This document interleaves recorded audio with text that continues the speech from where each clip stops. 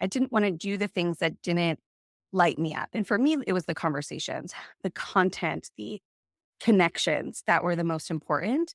And that was a discussion from the minute this project popped into my mind of how can I support myself with that so I don't burn myself out on another end.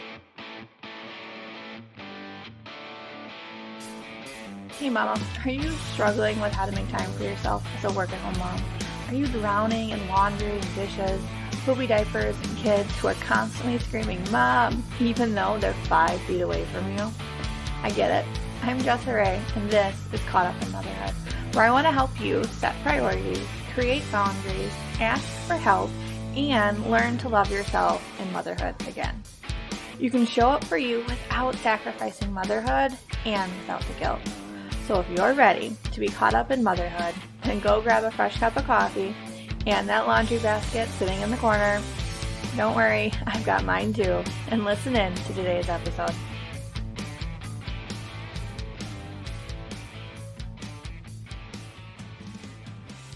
All right, mamas, I am so excited. Today I have Emily Gorrie on to talk with us about the power of support and community. And I am amped up and ready to have this conversation because we were talking just a minute ago about how important it is to have the support and community around us. And it just can be so hard sometimes to accept that help and support. And Emily's here to walk us through it and talk to us a little bit more about it. But Emily, before we jump into the topic, you have to tell us a little bit more about you and how you became so passionate about helping moms and this topic of support. Absolutely. Jessa, thank you first for having me because I am on a high from the conversation that we had a couple of weeks ago and will be coming out shortly. Maybe by the time this is released, it'll already be out on my podcast. So I am Yeah. the host of the Project Mom podcast, which is a podcast that focuses on telling the stories and the journeys of women who are actively navigating motherhood and entrepreneurship. So we had the really fun time of having that conversation. You get to share your journey, Mhm. which I absolutely loved. And I think everybody's journey and story is so unique to them and so perfectly powerful to provide comfort and community to those around them. So really my love of community started when I really looked for that myself and my daughter was born. So I'm a mom of one and a half, I guess you can say. I'm pregnant with my second, due at the end of October, and my daughter's 2.5. And I always like to highlight them because my journey in support and community of others really didn't start until they were born. I had a really Mhm. tough first year with my daughter. There was definitely some levels of undiagnosed postpartum depression and anxiety.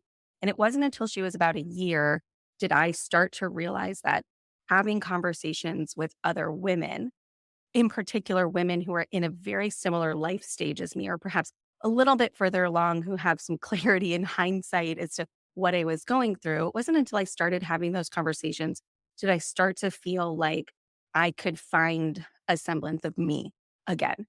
So it wasn't until I started to create that support and community for myself did I really start to understand the power that I held and the ability for myself to make some changes in my favor, if that makes sense.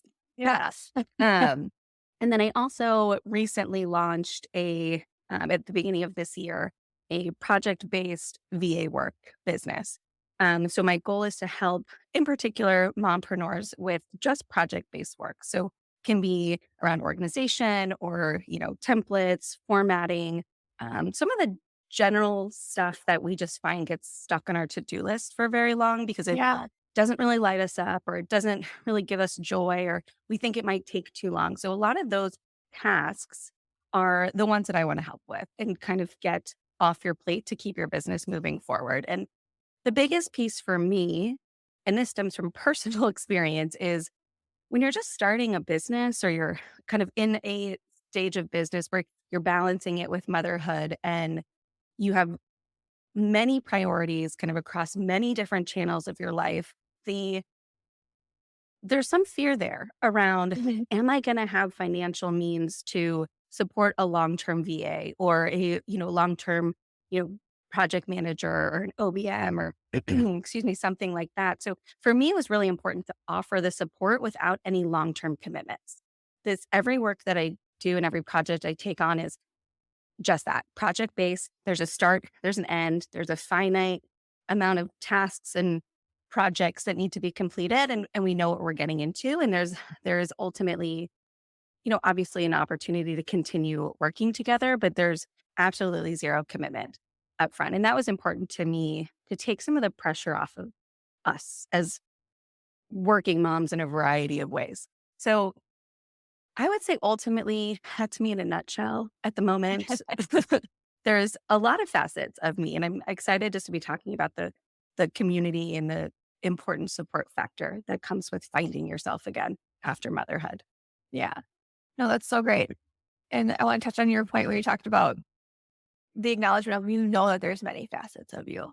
And that Yes. there's all these different pieces. You're not just a mom, you're not just doing your podcast, you're doing this project work too, which I think is very cool because I think we've learned as entrepreneurs and as moms, we can't have all our eggs in one basket. Right? We need to diversify and have multiple things going at a time. So I think that that's so cool and great that you're doing the project based work stuff. And I hope that it takes off great. And it's what you need. The levels are there. And that is great. And I think that that's so helpful because we were just talking to you about hiring VAs and in general about those pieces too. And doing project based in a timeline like that, like, oh, the pressure absolutely comes off.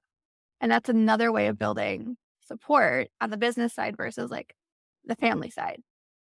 And your podcast is so great, having those stories and the relatability of talking with other moms and being able to relate, connect, and just sit there and like, oh my gosh, I have that too, or I feel that way. And I totally can relate to that. And I love it. So you guys have to check out Emily's podcast. It's so good.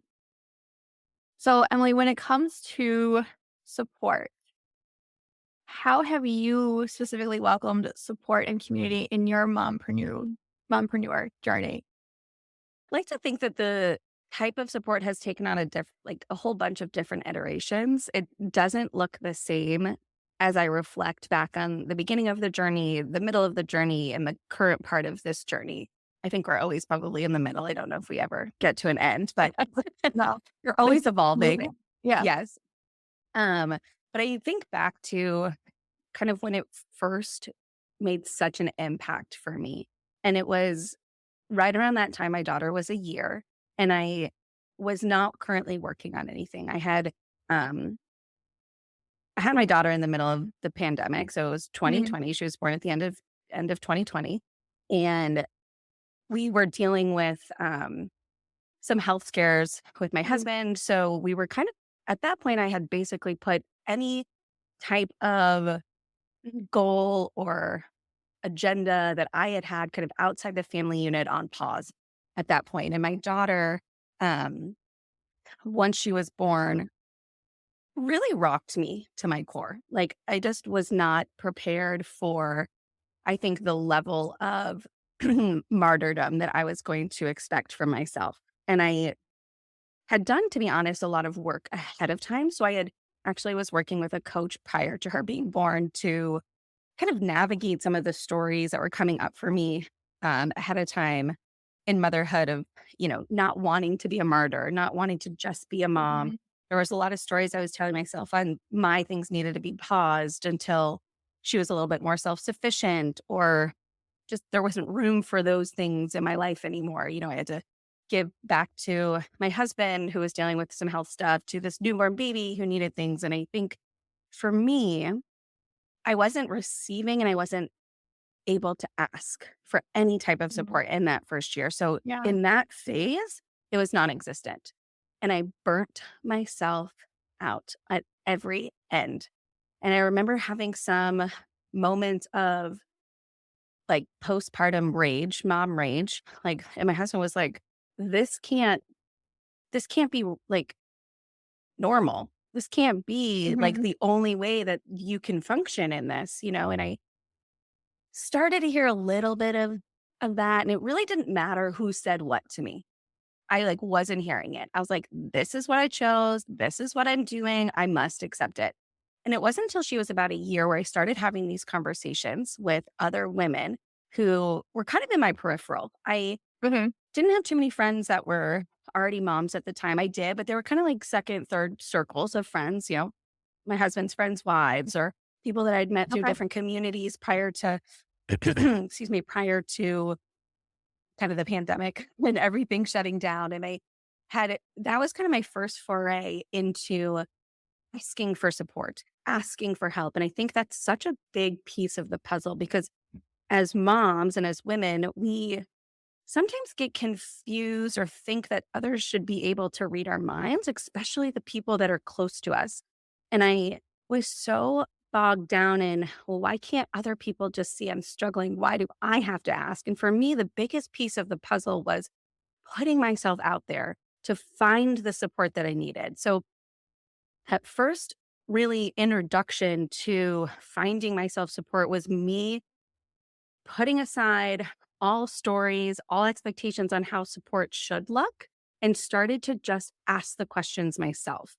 And it's scary. I mean, when you start talking to other women who aren't like your closest friends, who maybe haven't Mhm. like already been through some crazy stuff with you, like when you're like asking people who are essentially strangers to your inner workings, like Yeah. questions about their inner workings, like it's vulnerable. Yeah. It's scary. And I am so grateful that I did it because it made me start to realize that other women are looking for that too. And unless we put ourselves out there first, these other women may not be able to meet us where we're at, right? They don't necessarily know. And I think we have to be the courageous ones to start to do that. And so for me, support and community was all about building it for myself in those really hard moments and finding a couple of women that I could text in the middle of the night, especially around mom stuff and be like, "Is this normal? Oh my gosh, she's so," like, I remember this one time that my daughter was, oh my god, she had like not pooped for like, I don't know, 7 days or something, and she was so uncomfortable, and I was, Mhm. like, texting this one friend that I had, and her husband's an ER doctor, and I was like, "Can you ask so and so, like, is this normal?" Like, and she's like, "I have 2 kids of my own, that's definitely normal, but, like, here's what we've tried, here's what we can Mhm. do." She, like, gave me her husband's phone number, like, just in Aw. case I needed anything because he was on call, and, like, you don't know until you try. Like, when you don't know until you start putting yourself out there, and I think for me, that was the biggest lesson, is it's something you have to curate for yourself. Wow. Yeah. I mean, that's such a great point. Like putting yourself out there, that can be so scary. And like the vulnerability, the anxiety that Yes. goes with it of finding the courage to actually ask the question. And then to be on the other side when someone asks you that question and you have to like take that second and be like, do I answer honestly? Yes. Do I give that real answer? Right. And I think to your point, it's someone has to go first and take that Yes. dive. And I think to your point, like that vulnerability could really build a great friendship. And if it doesn't, then you know what? They weren't meant to be your friend anyways. They can go back to stranger land over in the corner Totally. and move on. Totally. And I also talk a lot about, and it has really resonated with me, is these like micro moments of Yeah. community. So I think there's also a lot of pressure on when you are vulnerable and you put yourself out there and you're really, really, really hoping, praying that this person's going to meet you where you're at and kind of give you that vulnerability. Or you're at the playground and you're like, I just need somebody who knows what I'm going through, right? There's this kind of really internal desire that this happens.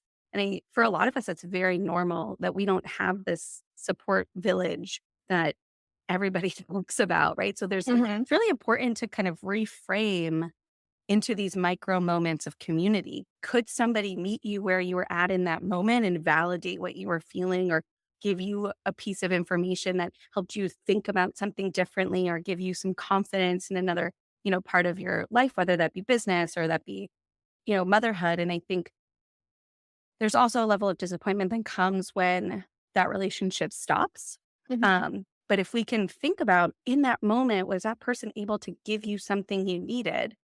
Can we just be grateful for that? And that micro moment of community that was just built, and not have this huge pressure on what a successful relationship building looks like because it's really hard to make mom friends and business friends that are Wow. truly there and invested in you. So I think Mhm. if we can take maybe some of the pressure off that that needs to be curated to be successful, then we can really start to see some smaller moments of support happen for ourselves. Yeah, I love that. Like those micro moments of vulnerability and connection. Yeah. That is so cool. And I really think about it too. Like, I think we can take that from both sides of trying to give those moments Yeah. and then be accepting of those moments. That's the key. Yep. Yeah, I think that's like for everything that you're talking about. Like, you had to do a lot of internal work Yes. to ask the question, like to actually get those words out. Like, I know from Yes. my own experience, like that's hard just to verbalize what you need because they can't read your Mm. mind. But you think that they can, or you think that they can see that you're tired and exhausted, but all they see is Yes. this powerful, strong mama doing it all. Right. And you need to actually ask it. And that's so hard.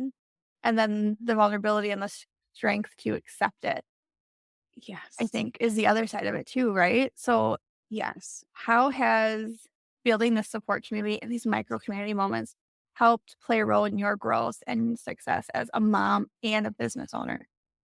Totally. Yeah. I feel like I've come so far and I'm Yeah. so proud because I think about some of those hard moments as a mom. And in that first year, and I have to give myself some grace. I have to give myself some compassion. I mean, I've never done this before. Right. The only like models I've had of how this is done were doing motherhood in a way that I knew I didn't want to do. Mhm. So you're really paving a new path. And I think we have to give ourselves the compassion on just progress, whatever that looks like. And the internal work you had said it is so important because until we can start to recognize where we're sabotaging ourselves, we can't actually accept the support or the help. And I think for me, a big piece was accepting the fact that I was going to send my daughter to a daycare. Mm, I, at the that's hard. time, yeah, at the time I was not working. I just conceived the idea of this podcast. I had no, projects in place. Like, I wasn't bringing in any income. The financial piece is another piece we can talk about. Receiving financial support, right, from your partner. Um, but for me, excuse me, it was once I made up my mind to send my daughter to a daycare, did I start to feel as though I had space to breathe again. And I think it's important for everyone to just if you're feeling suffocated or if you're feeling overwhelmed, to kind of get quiet with yourself and think about if this was simple, what would I do? If the outside noise was gone, what would I do? What do I need? What does this family ultimately need? And what do I need in order to give that to them? And for me, it was the space to feel like individual Emily again. Mhm. And there was a lot of guilt that came around wanting to send my daughter to school. I spent months, and I don't know about all over the country, but I'm based in Southern California, and we have like wait lists galore Mhm. for daycares. I imagine it's pretty universal across the country, but like it was mind boggling to me, like how long these wait lists were.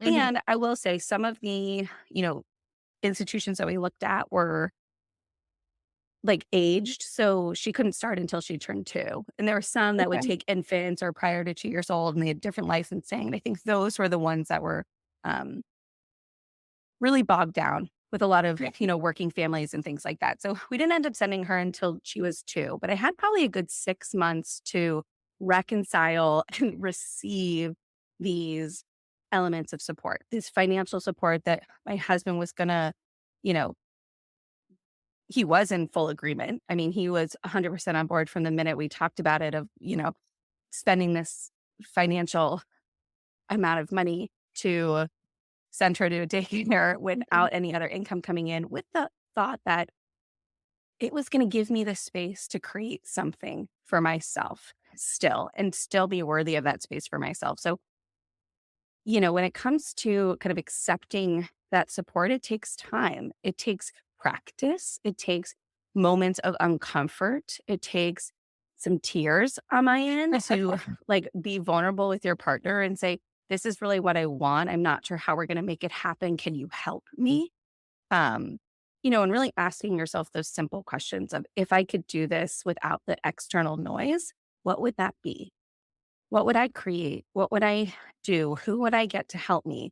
Um, and that's the big piece of the puzzle. It's like getting really quiet and introspective on Mhm. your your needs as a mom so you can then show up. Yeah. No, that's Yeah. so great. Sorry, I was just gonna say too, like on the business front, I feel like from the get-go with this podcast, like I also hired a team from the beginning. So Mhm. once I knew, I'm grateful that my husband is um able to kind of support this journey with me, kind of alongside me, Yeah. kind of financially at that point in time. And for me was I didn't want to take caregiving off my plate first 4 hours a day because she only started half days, 3 days a week. I didn't want to take that off just to bog myself down with like the intricacies of running a podcast and learning what host players were and, the, editing side of things. And I knew from the beginning that if this was a project that I was going to take on, I knew that support had to be in place to help me do it. I didn't want to do the things that didn't light me up. And for me, it was the conversations, the content, the connections that were the most important. And that was a discussion from the minute this project popped into my mind of how can I support myself with that so I don't burn myself out on another end trying to accomplish something for myself and then not feeling like I could be the mom I wanted to be. So I think it's interesting once you start to accept help in one facet of your life, it gets a little bit easier to start asking and receiving in other parts. The practice is Mhm. there. Yeah. So you see the benefit of it, and then you start looking Yes. for like, where else can I ask for help? What else can I outsource? Yes. And you start thinking Yes. about the things that you don't want to do, the things you would rather pay someone to do. Which is really Yes. funny because my husband and I were literally just having a similar conversation about time versus money. Well, And we're talking about hiring a nanny because I yep. have kids or sending them to a daycare and home and same situation. There's wait list galore. I can't get in anywhere. So Yep. we're like, okay, maybe we can get a nanny part time just to kind of help balance things out. And it's not Yep. working. So then it's that conversation of, okay, what else can we do? So we were talking Yes. about hiring like, a VA for my business side of things to Yep. alleviate that work because I'm in the work, right? Yes. Or I brought up like, well, what about a house cleaner? Yes. Someone to clean the house. Like, what is on my plate, like you said, that we can take off? Totally. So, like, we're having that full conversation, and I totally relate and can hear you on that. Like, having those conversations and bringing it up. Because I don't think a couple of years ago, I never would have brought up paying someone to come clean my house. Now, this is all in theory right now, but now that it's like out there, when I said it out loud, it's like actually exciting. Like, that would be so. Yes. And it's in the universe. So, Yeah. and what I love what you said was about what else is possible. Like, what Mhm. else could we do? Like, I think that's such a huge concept of like, okay, I've tried one thing, Yeah. it's not currently working. Can I make a slight pivot? Can I just move a Yeah. couple of degrees to the right? And is there a path here I can take? Right. It's like, let's not get the best we can disappointed or Mhm. bogged down in the perceived failures of these requests, right? It's like, Right, how yeah. can these ultimately be blessings to get you to the path that you're meant to be on? And it's hard to do in the moment. So getting back to like being introspective is going to be Yeah. huge. It's like, okay, I'm disappointed. Why am I disappointed? I'm allowed to be disappointed because this Mhm. is hard and this is frustrating. And I just need some help and it's on me to do this. But I have to keep going. I Right. have to keep going and I have to keep looking. So yeah, I'm sending you good vibes. Thank you. It's hard. It's Mhm. hard. Um, but the right thing will come. Mhm. And until then, it's like, how else can I get help? How Right. else can I find support until then? hmm Yeah. And that makes such a difference. Like you said, to verbalize it, putting it out there, and then thinking about it. Yes. But taking Yes. those first steps to ask yourself, what do I need? What's important to me? What do I feel like I'm missing? Because like you said, Yes. for you, like you felt like you were missing that business side of you, that who is Emily side. And you Yes. wanted to bring to light these conversations that other moms were having and really build that community for all of us to have to connect more Yes. and to know that we're not alone in this journey, even though like we're in our own houses and we're, like when you work from home or stay at home, like your community can be so hard sometimes to find. So hard. And we always say It's like, oh, just go to the park. You'll meet your mom friends at the park. And I can firsthand tell you that does not work. no, it I does can't tell you not. how many times I've gone to the park and get excited because there's another mom there with her kids. And as Hmm. soon as we get to the actual park from our car, she leaves. It's like, oh, yeah, Yeah. that wasn't meant to be. We just got Hmm. to move on and try again. You And do. it can be so hard sometimes, but I love the idea of these micro moments that you talked about and first starting with yourself and really thinking about it and what we can do to kind of grow within ourselves and then figuring out how to expand out of that. Yes. And I know that kind of talks a little bit about my next question, but is there anything else that we can do to kind of bring action to this? Like we start internally and then we start working outwards and Yeah. finding that support. But for the moms listening, they're like, okay, I have talked to my husband. We're trying to do the things. It's not working. For those of us that maybe are just feeling stuck and negative, how do we Yeah. get out of that negative rut of, I can't find a nanny. I can't find the daycare. I don't know what to do. Or I can't Yeah. find that mom friend right now. Absolutely. And that's like a very real experience for Yeah. a lot of us. And I really, I really think we have to slow down and we have to say, what is our ultimate goal here? Right? Is it to Mhm. find myself some more hours in the day and that's finding a nanny or that's finding daycare? Or is it to find a mom friend who we can, set play dates up with every week, Mhm. right? Get really clear on what it is you're looking for, but also break it down. I think the biggest piece is we go straight from like, okay, we're going to the park and we're going to go meet that woman over there and she has kids. They look just about the same age as mine. And we're going to hit it off and Right. this is it. And I found her. She looks great. She looks normal. She sounds like she's like parenting her kids on the park the same way I do. Like, this must be it. And I think there's a lot of um, expectation there Mhm. that we are setting ourselves up for disappointment almost. And I think there's a couple of things that we can do that I found extremely helpful as I was creating this space for myself, which is there's a couple levels to it. The first was I found like stories to hear of others. So it can start with if you're feeling isolated or you're Mhm. feeling stuck and you don't have anyone in your mind that you feel like you can talk to or reach out to or find some validation from, I think podcasts are an amazing way to go because I think there's a lot of vulnerable stories out there that can validate what it is you're feeling. And there's a lot of mom podcasts, business podcasts, and I would recommend looking for ones that are more conversational, just like Mhm. yours, like Project Mom. There's a couple I'm even happy to send over that I also found a lot of comfort in the first, the last like 2 years or so, Mhm. that I didn't know existed until I was like in the space, but I'm like happy they're all around. So I think, it's really easy to find some podcasts that kind of can validate some of the experiences that we're feeling. So find some community that way. I also would say if the resources exist, mommy and me groups are for me are the better way to go. Because you're seeing the same people week after week. It's usually a commitment of, 6 to 8 weeks or, you know, it's through like a institution. There's a lot of like religious institutions that offer these, Mhm. so you're putting yourself in a community of people who are showing up regularly. So there's no pressure in having to maybe make that first impression before they walk away and you'll Yeah. never see them again.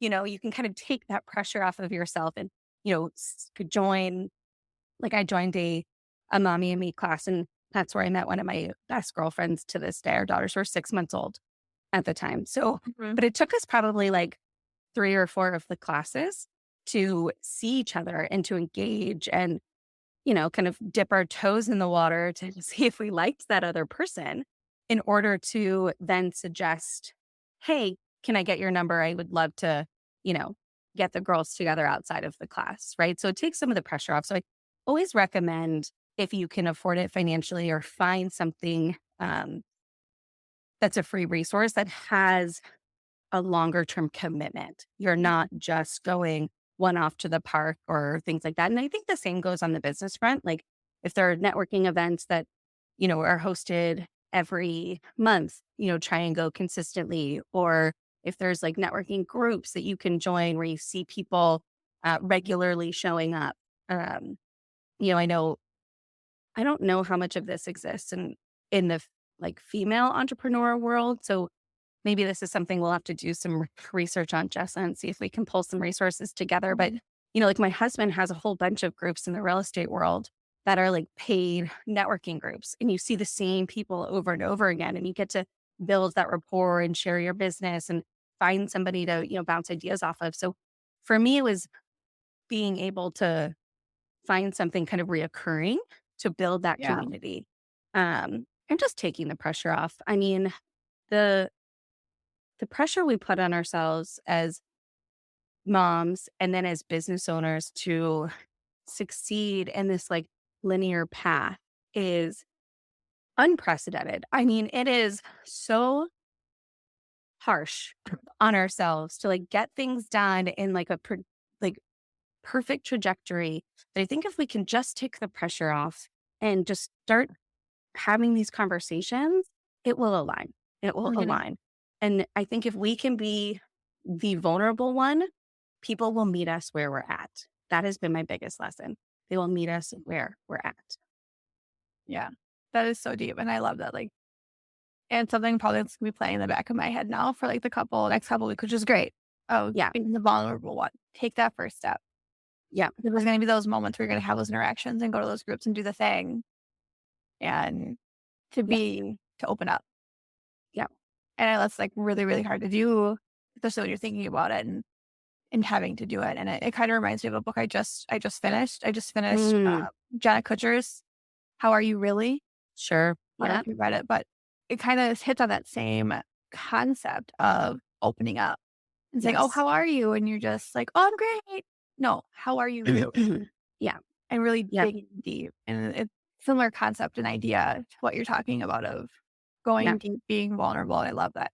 And your Well, what suggestions can, of doing things like the groups, I think yeah. is it's like, I think also Facebook groups could be really yeah. good. But I think Mhm, what's key there is, right, understanding your accessibility. What can you mhm. actually accommodate in your day to day? But also being that vulnerable one, because I think we can all relate, right? You go into some of these Facebook groups and it's people like start out maybe a little bit more vulnerable and they like share a pain point of theirs. But then by the time you get to the end of the post, they're selling something, right? Or Right. it's like, and it's you're not looking for that. You're not looking to like pay for a friend in that regard. Like you're Mhm. looking for somebody realistically who is experiencing the same things as you and wants to just maybe be that accountability partner Yeah. or that, thought processor with you, Right. right? For lack of a better word, like, somebody who's kind of going through the same trials and tribulations that Yeah. you Or are. you And can I just think, message and be like, "I wanna do this. What do you think?" And have them be your cheerleader.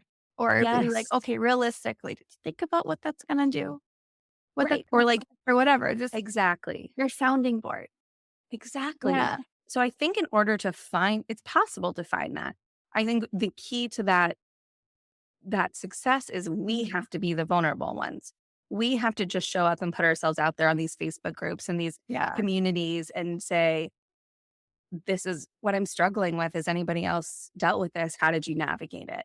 And I think the more we put ourselves out there and also be the cheerleaders for others, excuse Yeah. me, the vibe that we put off will ultimately bring in what we're looking for. And it's not an overnight thing. And I think that's the piece of the puzzle too that makes people frustrated is like, how long is this going to take? I need somebody now, right? Like you said, I'm stuck Right. now. I need to nanny now. I really could use some help now. And I don't have a great answer for that, right? It's like, Right. can we continue to put ourselves out there and do the work so that we can remember, and we need to remember that we're worthy of that support and that it's coming. It, just because it's a no now or somebody's not into it now doesn't mean nobody is. And you are worthy of that support, Right. 100%, no I think matter it's what externally is happening. right. And I think it's the timing part too, like you said. So hard. It is. It's the wait. Yeah. Like you go months and months of nothing maybe, and then all of a sudden, boom, all of Yes. these things start happening. And you have to Yes. now navigate this new normal or these new things that you're doing. Yes. And it's like you asked for this to happen for the last however many months and it hasn't happened. And all of a sudden it does. Yes. And it's seeing it and acknowledging that you're where you asked to be. And now you Mm, need to navigate to that new point, but still being gracious and accepting and grateful for what you're absolutely. in that moment to like being home with Absolutely. kids and like, I need a nanny. Yes. But right now you get to play with your kids a little bit more. And maybe your Mm, business doesn't grow as fast right now, yeah. but in 6 months or when they're 2, maybe you can have some growth then. Yep. And I think the Being okay part with of that. that, yeah. And the part of that that I want to highlight that I love Yeah, is like the, you said it. I mean, we get to yeah, still play with our children, right? We get to still focus on other parts of our lives and feel fulfilled in other parts of our lives. And absolutely. if you, the biggest piece for me was it took me months just to say out loud that I wanted to send my daughter to daycare. Took me Yeah, months to say it out loud. And then you put it out loud and you're like, okay, I'm ready now. But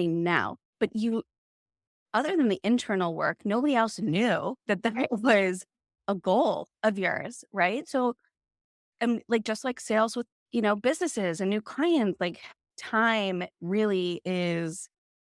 and consistency is key. And I always have to remind myself of that too, because by the time you get like your nanny, Jessa, mhm, like you are going to be, by the time I put my daughter in daycare, I had done a lot of work, a lot of effort to right, get her to that point. And can we be grateful that we knew that this was coming? We got to cherish some of those moments that we were so bogged down in before because we didn't see the light at the end of the tunnel.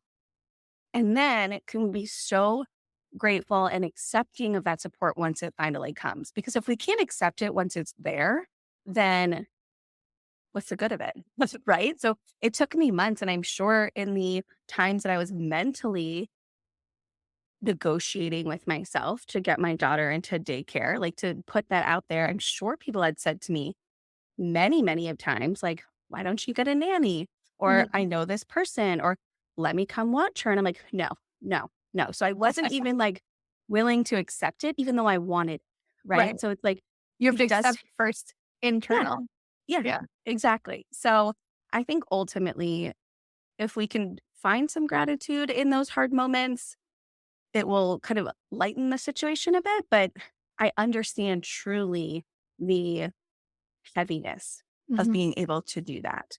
Um, and takes practice. And I'm still working on it. So, I I'm still appreciate that working mom. on it. I am too. I think we all are. Mhm. Any mom that Yeah. tells you that they got it all figured out, they're not being Run, vulnerable and honest. run. Yeah. I don't Right. think they're your person. So, they might have Yeah. one thing figured out or they might have a good day that day, but Yes. Yes. Like it worked for them for an instance, but right. things will change. So, you know, you got to navigate what comes.